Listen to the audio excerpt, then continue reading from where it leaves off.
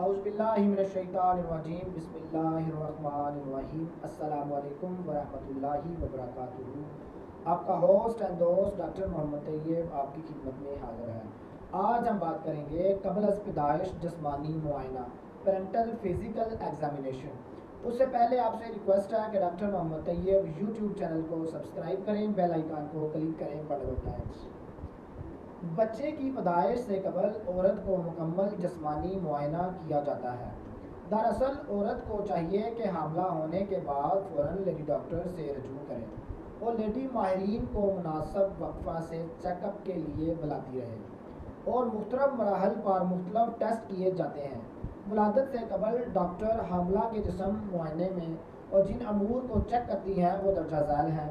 Number 1 میں آتا ہے حاملہ کا وزن، نمبر 2 میں ہے حاملہ کا قد، حاملہ کا بلڈ پریشر، پیشاب کا ٹیسٹ، اسکلیشن، چھاتیوں کا معائنہ، وجائنا کا اخراج، وجائنا سے خون آنا، پیٹ کا معائنہ، خون کا ٹیسٹ، سونوگرافی اور ظاہری حالت۔ نمبر 1 میں آتا ہے حاملہ کا وزن۔ حمل کے پورے دورانیے میں حاملہ کا وزن بہت اہمیت کا حامل ہے۔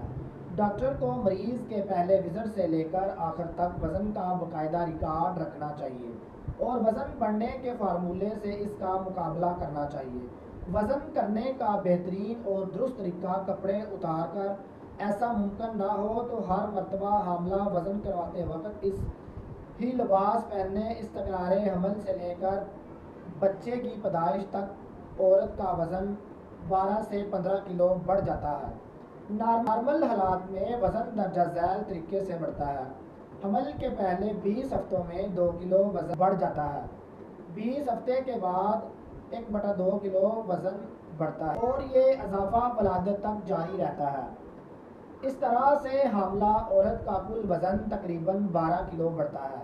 ایک نارمل اور صحت مند بچے کا وزن 3 کلو یا اس سے زیادہ ہوتا ہے، لیکن بعض صورتوں میں بچے بہت کم وزن کے پیدا ہوتے ہیں جس کا وزن 2 کلو یا اس سے بھی کم ہوتا ہے، اور بعض بچوں کا وزن بہت زیادہ ہوتا ہے، بعض بچے 6 کلو وزن تک کے ہوتے ہیں، لیکن ایسا بہت کم ہوتا ہے۔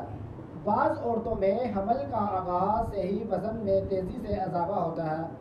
اس کی وجہ کوئی بیماری ہوتی ہے اور اس وجہ سے پری ایکلیپسیا ہو سکتی ہے۔ نمبر 2 میں آتا ہے حاملہ کا قد۔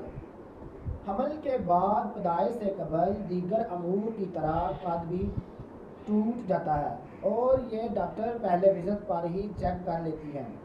قد کے ساتھ ساتھ معلوم کیا جاتا ہے کہ عورت چھوٹے ڈھانچے کی ہے یا بڑے کی۔ عورت کے پیلوس کی تفصیل معائنہ کیا جاتا ہے کیونکہ بچے کی پیدائش اسی حصے کے اندر ہوتی ہے۔ حمل کے آخر میں پیلوس کے سائز کا دوبارہ جائزہ لیا جاتا ہے کیونکہ اس کے بچے کی پیدائش سے گہرا تعلق ہوتا ہے۔ تنگ پیلوس والی عورتوں میں نارمل ڈلیوری ممکن نہیں ہوتی، آپریشن کرنا پڑتا ہے۔ نمبر 3 میں آتا ہے بلڈ پریشر۔ بلڈ پریشر کا چیک اپ کرنا بہت اہم اور اہمیت کا حامل ہے اور ڈاکٹر یہ کام ہر وزٹ پر کرتی ہے اور پورے حمل میں اس کا ریکارڈ رکھتی ہے تاکہ کسی مرحلے پر اس کی کمی یا بیشی کی صورت میں بروقت اقدامات کیے جا سکیں۔ عام طور پر دوران حمل بلڈ پریشر کم ہوتا ہے، عورت کمزوری کی طرف مائل ہوتی ہے، اس کو ڈاکٹر مناسب غذا کے مشورے سے کنٹرول کرتی ہے۔ بعض اوقات حمل کی کسی پیچیدگی سے بلڈ پریشر بڑھ بھی جاتا ہے۔ بلڈ پریشر چیک کرتے وقت خیال رکھیں کہ انتہائی خوشی کے وقت اور غمی کی حالت میں بلڈ پریشر چیک نہ کریں، اس صورت میں درست نتائج نہیں ملتے۔ مریض کلینک میں آئے تو اس کو 10 منٹ آرام کرنے کے بعد لٹا کر اس کا بلڈ پریشر چیک کرنا چاہیے۔ بلڈ پریشر ماپنے کے لیے معیاری اور جدید آلہ استعمال کرنا چاہیے۔ نمبر 4 میں آتا ہے پیشاب کا ٹیسٹ۔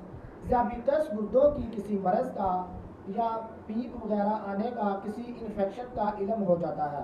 پیشاب کے ٹیسٹ سے بہت سے امراض کا علم بھی حاصل ہو جاتا ہے، اس لیے ضروری ہے کہ دوران حمل مناسب وقفے سے پیشاب کا امتحان کروایا جائے تاکہ مسلسل حالات سے مکمل آگاہی رہے اور کسی بھی مرض کی صورت میں اس کو بروقت کنٹرول کیا جا سکے۔ نمبر 5 میں آتا ہے ایسکلیشن۔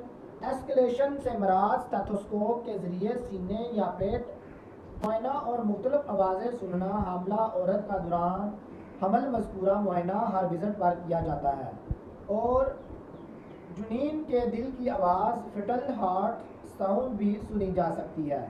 اس مقصد کے لیے خاص آلہ فیٹوسکوپ استعمال ہوتی ہے۔ فٹس کے دل کی آواز کی دھڑکن ریکارڈ رکھا جاتا ہے۔ نمبر 6 میں آتا ہے چھاتیوں کا معائنہ، بریسٹ ایگزامینیشن۔ دوران حمل پستانوں میں بہت سی بیماریاں ہوتی ہیں۔ ڈاکٹر دوران حمل مختلف وزٹ کے دوران ان کا معائنہ کرتی ہیں۔ قدرتی طور پر حمل کے بعد پستان کا سائز بڑھنے لگتا ہے، اس کی رنگت تبدیل ہو جاتی ہے۔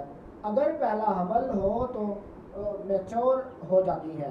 پستان کی ان تبدیلیوں کا باقاعدگی سے معائنہ کیا جاتا ہے تاکہ علم ہو سکے کہ پستان بچے کی خوراک بہم پہنچانے کے لیے تیار ہو رہے ہیں کہ نہیں۔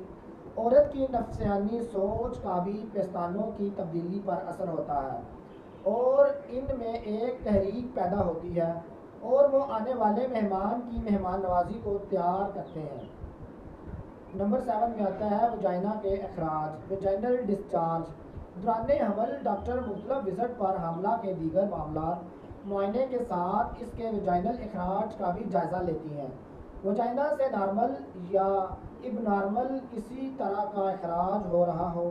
وجائنا کے بعض اوقات ہونے والے اخراج بے ضرر ہوتے ہیں، لیکن بعض اوقات خراشدار بدبودار ہوتا ہے جس سے کسی مرض کا سگنل ملتا ہے۔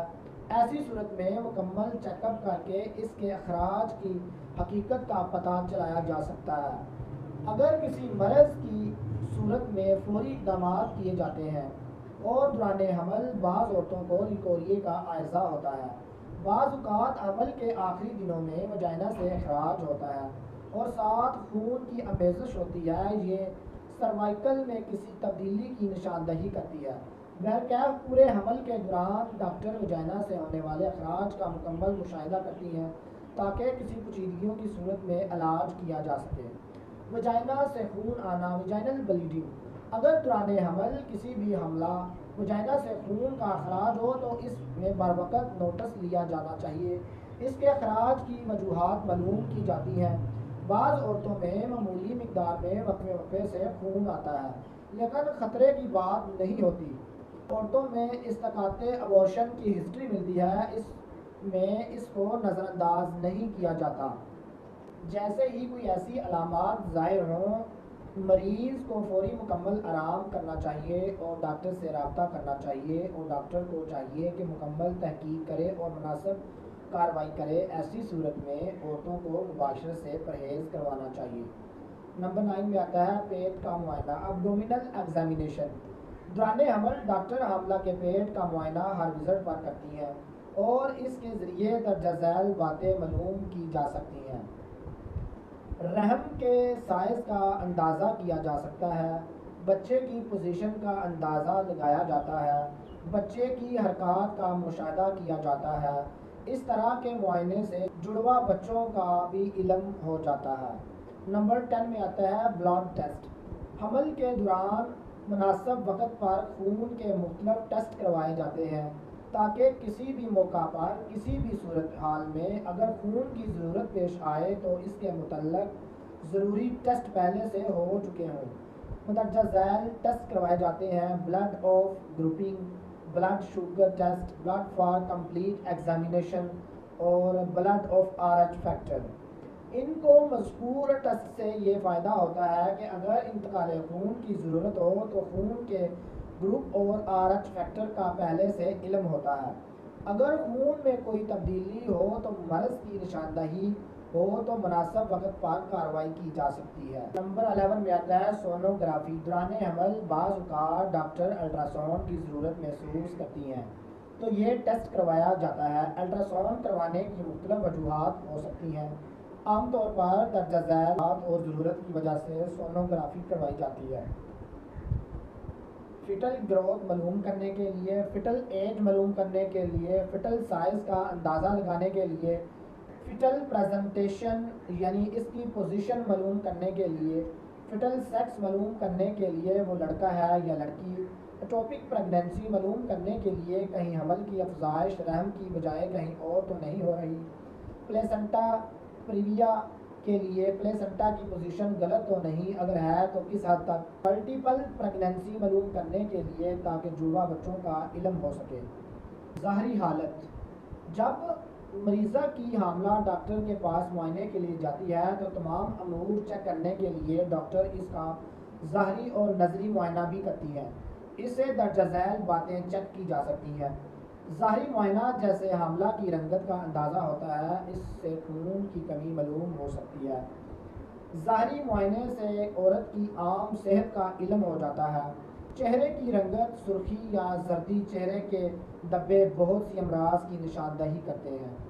چہرے سے مریض کی خوشی یا غمی کے جذبات معلوم ہو جاتے ہیں۔